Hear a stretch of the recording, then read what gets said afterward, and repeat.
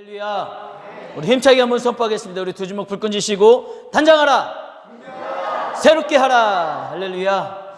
우리의 삶이 때로는 힘들고 어렵지만 여러분 말씀으로 단장하고 무장하시길 바랍니다. 그러면 하나님이 주시는 놀라운 은혜로 새로운 삶을 경험하는 승리의 삶이 될 줄로 믿습니다. 오늘 본문의 내용은 높이 들린 보좌에 앉으신 주님께서 이제 에스겔을 선지자로 부르시는 말씀입니다. 이렇게 에스겔을 선지자로 부르시는 것을 뭐라고 말합니까? 따라합시다. 소명. 지금 에스겔이 주님으로부터 소명을 받은 거예요. 부르심을 받은 겁니다. 즉 주님의 부르심이 바로 소명인 것이죠. 그렇다면 에스겔의 소명, 주님께서 에스겔을 부르신 이유는 무엇일까요? 우리가 부모들이 자녀를 막 불러요. 야 세계야, 신세계 일로 와, 일로 와, 신우주 막 부릅니다. 형이 동생을 부르든 아니면 학교에서 선생님이 학생들을 부르지요. 부르는 데는 분명한 이유와 목적이 있는 것 아니겠습니까? 왜 부를까요? 뭐 심부름을 시킨다든지 아니면 청소를 시킨다든지 아니면 무엇인가를 해야 하거나 도와야 할 일이 있다든지 아니면 뭔가를 물어보든지 아무튼 부른다는 것은 이유가 있습니다. 이유 없이 부르지는 않는다라는 거죠. 마찬가지로 주님께서 에스겔을 부르신 데에는 명확한 이유가 있다라는 거예요. 주님이 그냥 그 높이 들린 보좌의 환상으로 나타나셔서 그냥 에스겔아 아니에요. 분명히 이유가 있다라는 겁니다. 그러면 하나님께서 우리 주님께서 에스겔을 선지자로 부르신 이유, 소명하신 이유가 무엇인지 우리 본문 에스겔 2장 3절과 4절 말씀 우리 같이 한번 읽어보겠습니다. 시작. 내게 이르시되 인자야 내가 너를 이스라엘 자손 곧 패역한 백성 보내노라. 그들과 그 조상들이 범죄하여 오늘까지 이르렀나니 이 자손은 계속해서요. 이 자손은 얼굴이 뻔뻔하고 마음이 굳은 자니라. 내가 너를 그들에게 보내노니 너는 그들에게 이르기를 주 여호와 말씀이 이러하시다 하라. 아멘. 할렐루야. 이 말씀이 뭐냐 하면 지금 남유다죠. 남유다. 이스라엘 백성들이 바벨론에 의해서 멸망했습니다. 에스겔을 포함한 수많은 사람들이 지금 이스라엘 백성들이 바벨론의 포로로 끌려간 상태지요. 포로로 끌려온 지 벌써 몇 년이 지났죠? 이거 벌써 3주째 반복하는데 왜 이걸 못 기억하시나? 5년이 지났습니다. 에스겔이 25살에 끌려가서 30살에 환상을 봤다니까요. 그래서 5년이 지난 거예요. 기억하세요. 5년이라는 지금 시간이 흘렀고 그 시간 수많은 이스라엘 백성들은 어떻게 살았을까요? 그 5년 포로 생활 갇혀서 살 때 원망했겠죠. 이 사람도 원망하고 저 사람도 원망하고 왕도 원망하고 왕이 변변치 못해서 우리가 이렇게 잡힌 거 아니냐. 별의별 원망에 원망을 더하며 이게 뭐냐. 가족과 다 헤어지고 재산도 다 잃어버리고 그냥 신세 한탄에 젖어서 살아가고 있었을 것이다. 그런 이스라엘 백성들에게 하나님의 말씀, 하나님의 메시지를 전할 메신저, 전달자로 이제 하나님은 에스겔을 선택하신 거예요. 그리고 에스겔을 선택하셨고 에스겔을 이제 이스라엘 백성들에게 보내시기로 작정을 하신 겁니다. 그런데 에스겔로 하여금 전달하라는 그 하나님의 말씀이 무엇입니까? 오늘 방금 읽은 말씀을 보면은요, 지금 하나님이 에스겔을 선지자로 부르시고 선지자로서 하나님의 말씀을 지금 포로로 잡혀있는 이스라엘 백성들에게 전하라는 거예요. 그런데 그 전하라는 메시지의 내용이 뭐냐? 이스라엘 백성들은 패역한 백성이다. 패역이 뭐예요? 반역을 뜻하는 겁니다. 반역이 무엇입니까? 내가 새로운 것을 취하기 위해서 기존의 것을 거스르는 걸 반역이라고 하고요. 현재의 통치자나 그 통치의 세력으로부터 통치권을 빼앗는 것, 빼앗으려고 하는 것, 이것이 바로 반역입니다. 하나님이 뭐라고 말씀하시는 거예요? 이스라엘 백성 너희들은 반역을 했다는 거 나한테. 반역을 했다라고 이야기합니다.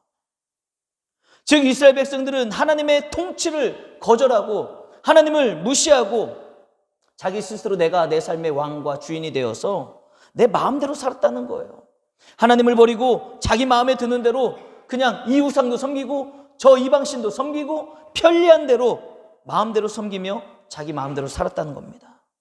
뿐만 아니라 이스라엘 백성들은 하나님을 배반했습니다.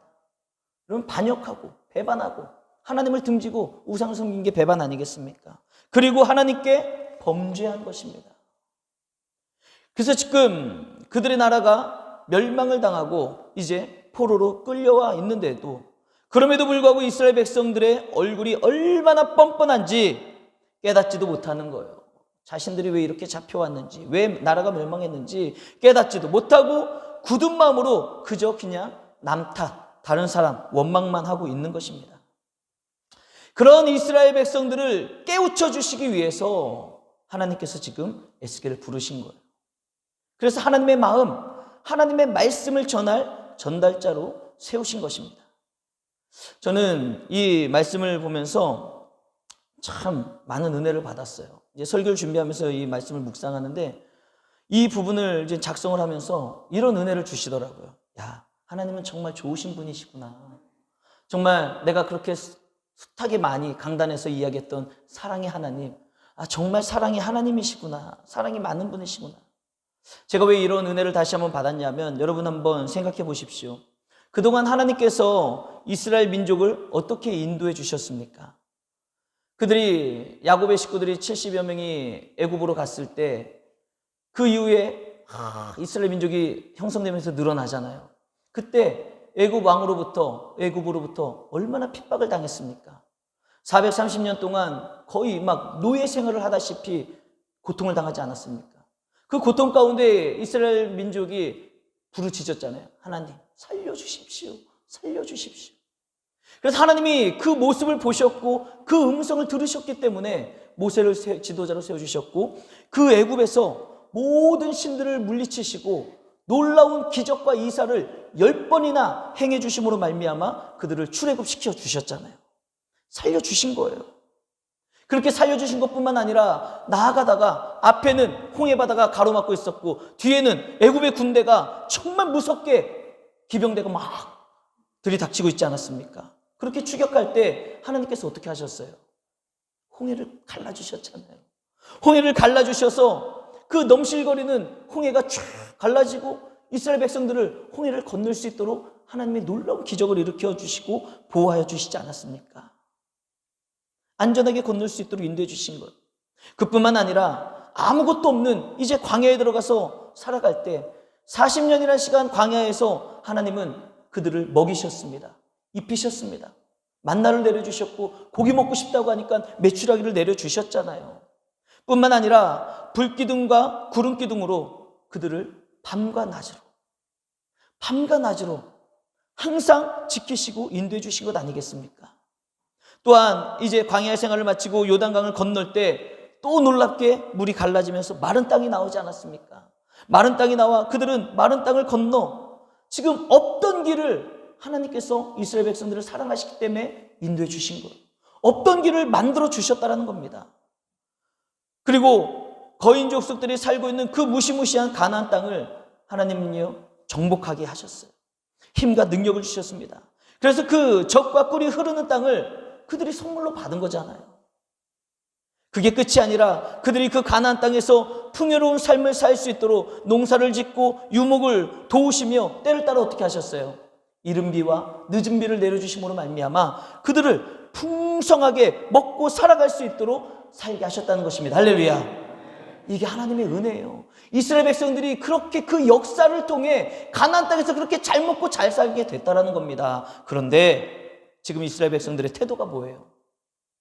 그렇게 인도해 주신 하나님, 지금도 함께 하시는 하나님, 그 하나님 앞에 감사하지 않는다라는 거예요.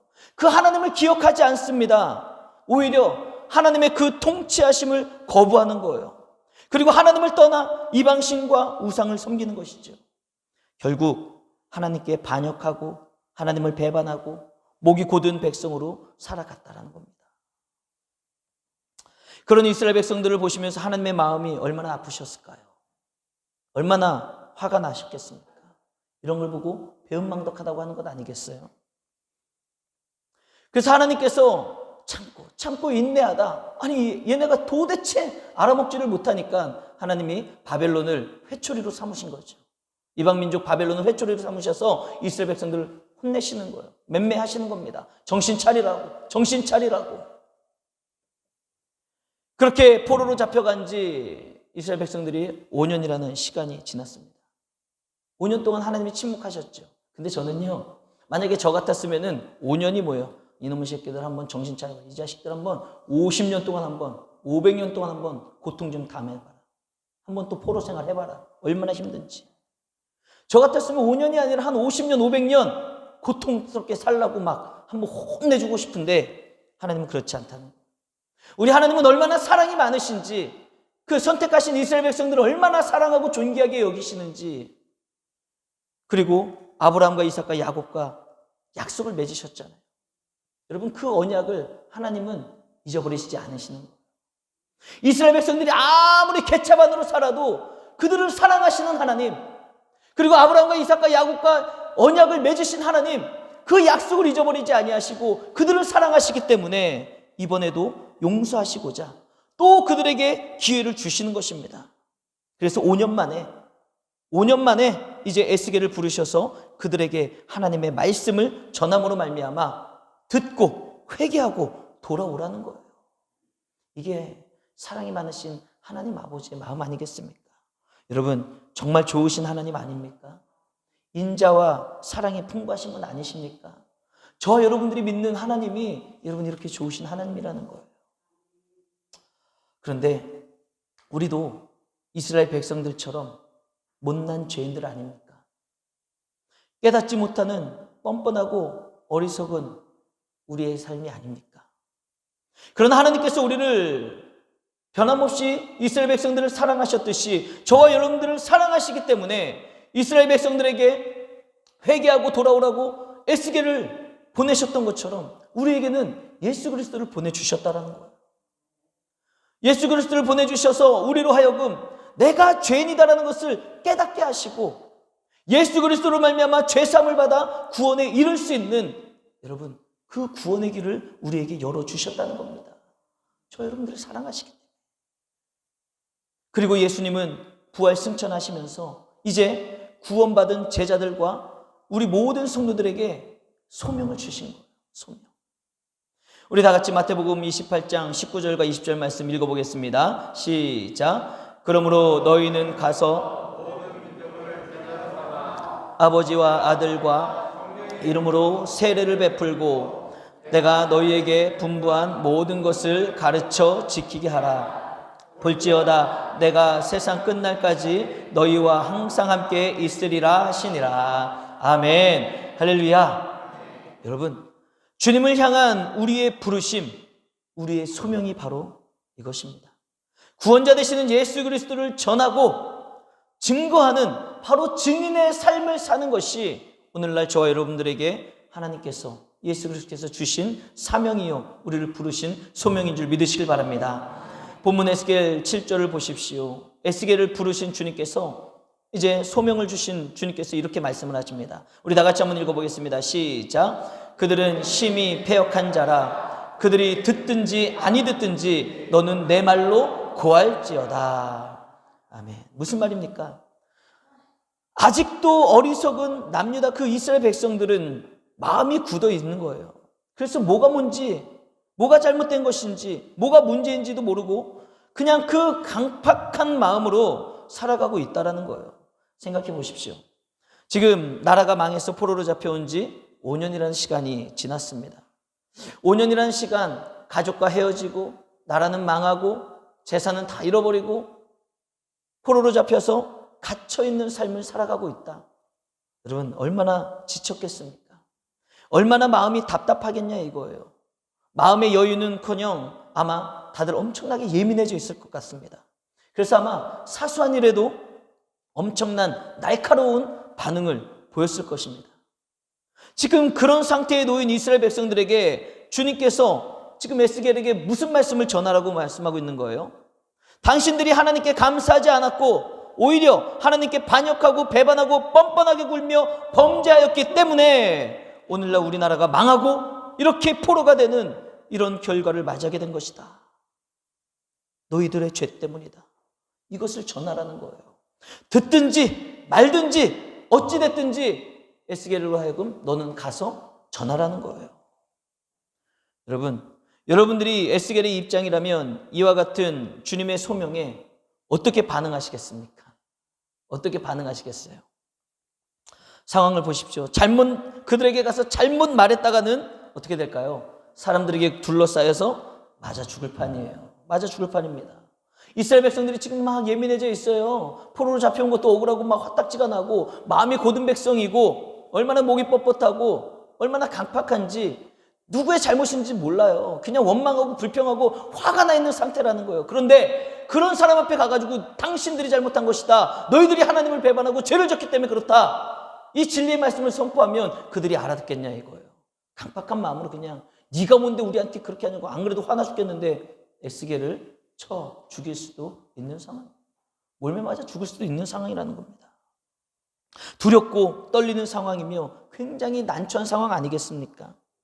마찬가지로 우리가 구원받은 주님의 자녀로서 여러분, 우리가 세상에 나아가서 복음을 전하는 것, 땅끝까지 이르러 주님의 증인이 되는 것이 우리를 구원하신 주님의 부르심이며 우리의 사명입니다. 그런데 요즘 코로나19로 인해서 교회와 성도들이 얼마나 많은 욕을 먹고 있습니까? 하도 세상 사람들이 교회 욕을 해대니까 때로는 교회 다닌다는 말도 하기 어려운 그런 경우를 경험해 보신 분들도 계실 것입니다. 나는 사실 우리 은강교회 성도인데, 난 사실 하나님 믿는데, 같이 있는 사람들이 막 교회 욕하고 하나님 욕하고 막 그러니까 내가 교회를 다닌다는 말조차도 부끄러워서 하지 못하는 경험이 아마 있으실 거다라는 말이에요. 그러나 여러분, 두려워하지 마시길 바랍니다. 여러분, 그런 세상 사람들 앞에서 주눅들지 마시길 바랍니다. 우리가 하나님을 믿고 섬기는 구원받은 주님의 자녀라는 것을 여러분 부끄러워하셔서는 안 된다는 거예요. 우리가 주님을 부끄러워하고 내가 그리스도인이라는 것을 부끄러워하며 사람들의 눈치를 본다면 여러분, 그 또한 하나님 앞에 패역한 자의 모습이 아니겠습니까? 하나님을 배반한 이스라엘 백성들의 모습과 다를 게 뭐가 있냐 이거예요. 우리가 왜 세상 사람들의 손가락질을 받아야 합니까? 정말 교회가 잘못해서 코로나19가 이 세상에 이렇게 퍼져나간 것입니까? 아니에요. 코로나 바이러스는 여러분 어디에서나 퍼질 수 있는 것이고요. 뉴스를 보십시오. 지금 교회보다도 세상 곳곳에서 더 많이 지금 퍼지고 있다는 거예요. 단지 교회를 핍박하는 현 문재인 정권의 정치적인 목적 아니겠습니까? 그 정치적인 목적에 의해서 지금 교회와 우리 그리스도인들이 희생양이 되고 만 것입니다. 마치 교회가 온상인 것처럼, 모든 바이러스의 온상이고 바이러스를 전하는 그런 매개체가 되는 것처럼, 집단 감염이 일어나는 것처럼 지금 프레임에 씌어서 지금 교회가 그래서 세상 사람들이 자꾸만 손가락질을 당하는 거예요. 여러분, 우리는 부활하신 주님의 증인으로서 당당해야 됩니다. 할렐루야. 당당해야 돼요. 내가 그리스도인이라는 것을 부끄러워해서는 안 됩니다. 내가 하나님의 자녀고 내가 예수 그리스도의 십자가의 보혈로 죄사함을 받아 영원한 천국에 이룰 수 있는 하나님의 자녀가 됐다는 것을 우리는 당당하게 가져야 되고요. 그 예수 그리스도의 십자가 복음을 전하는 증인의 삶을 살아야 된다는 거예요. 에스겔 7절을 보십시오. 듣든지 아니 듣든지 여러분 상관할 것이 아니라 우리는 구원받은 자로서 구원의 길을 온전히 걸어가야 된다는 것입니다. 오늘 본문을 보십시오. 주님께서 에스겔을 그 패역한 이스라엘 백성들에게 보내시면서 여러분 그냥 보내지 않으셨다라는 겁니다. 우리가 담대하게 세상에 맞설 수 있는 이유가 바로 여기에 있다라는 거예요. 하나님께서 에스겔을 보내실 때 그냥 보내신 게 아니다라는 겁니다. 주님은 에스겔을 그 이스라엘 백성들에게 보내시는 것이 얼마나 위험한 일인지 잘 알고 계셨습니다. 우리 본문 6절 전반부 말씀 함께 읽어보겠습니다. 시작. 인자야 너는 비록 가시와 찔레와 함께 있으며 전갈 가운데 거주할지라도. 여러분 여기서 말씀하시는 가시, 찔레, 전갈이 무엇을 의미하는 것입니까?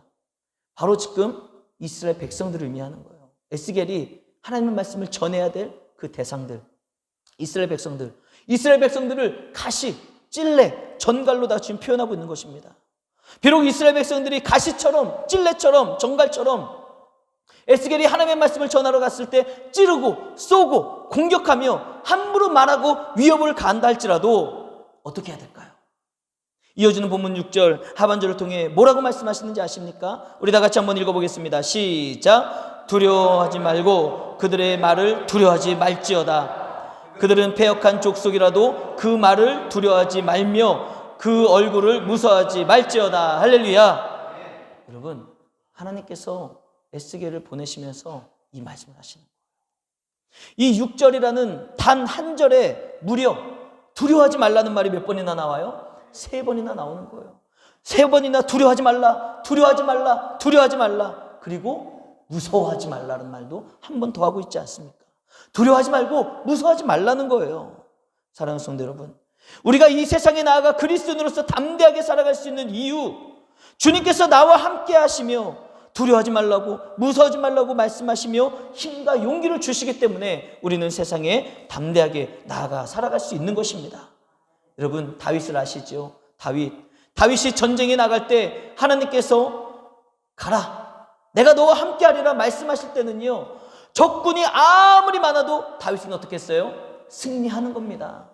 하나님이 내가 너와 함께 하겠다, 내가 너에게 적들을 붙여주겠다, 이렇게 말씀하시고 하나님이 함께 하시면 여러분, 다윗은요 어느 전쟁에 나가도 다 승리했습니다. 하나님이 함께 하셨으니까. 기드온과 300용사를 보십시오. 수십만의 군대를 고작 300명이 여러분 어떻게 싸워 이길 수 있겠습니까? 300명의 군사들은 얼마나 두렵고 떨렸겠습니까? 야, 우리 300명밖에 안 되는데 우리가 이길 수 있을까? 그러나 하나님이 함께 하셨기 때문에 기드온과 300용사는 이길 수 있었다는 거예요. 그들의 힘과 능력이 아닙니다. 그들의 숫자가 많아서가 아닙니다. 그들이 이길 수 있었던 것, 기드온과 300용사가 이기고 다윗이 나가 이길 수 있었던 것은 여러분 전적으로 하나님이 함께 하셨기 때문에 하나님의 은혜로 그들이 승리할 수 있었다는 거예요. 여러분, 우리 인생도 마찬가지입니다. 우리가 복음을 전하며 주님의 증인의 그 삶을 살고 우리가 신앙과 믿음을 지키며 그리스도인으로서 사는 것이 지금 당면한 코로나19 시대에 참 많은 눈치가 보이고 힘들 수도 있습니다. 직장에서 상사의 눈치를 봐야 되고요, 동료들의 눈치를 봐야 할 때도 있습니다. 어떤 직장은 교회 다니면은 해고한다라는 겁박을 하는 직장들도 많이 있어요. 그러니 나는 그리스도인인데 교회는 가야 되겠는데 얼마나 두렵고 떨리고 걱정이 되겠습니까?